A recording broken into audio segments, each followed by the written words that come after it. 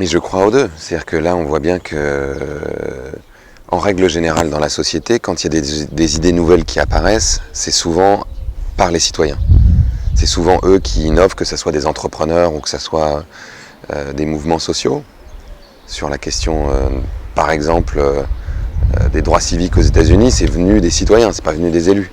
Sur la question de l'égalité entre hommes et les femmes, c'est pareil.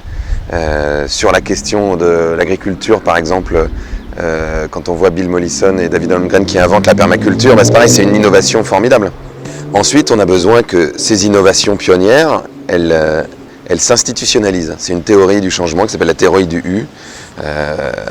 En haut de la première branche du U, c'est justement les initiatives pionnières. Et en haut de l'autre branche, c'est l'institutionnalisation. C'est-à-dire comment est-ce qu'on fait pour que ça devienne un cadre général. Donc la question de l'urbanisme, elle a besoin de se gérer avec les élus. La question des transports en commun, elle a besoin de se gérer avec les élus. La question globalement de l'organisation spatiale entre les villes et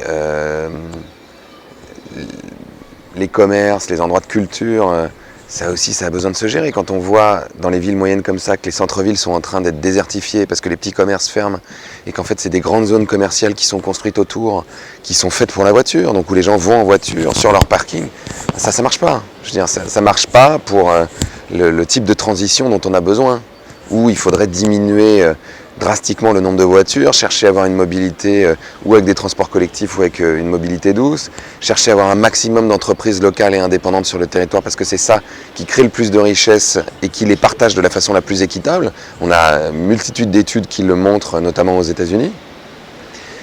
Donc ça c'est les élus. Enfin, je veux dire, c'est les élus qui autorisent ce genre de zone commerciale en périphérie des villes. C'est les élus qui ont la potentialité d'agir sur les transports en commun. C'est les élus qui ont la potentialité d'agir sur l'urbanisme et la façon dont les villes sont construites. Et à l'échelle nationale et européenne, c'est pareil.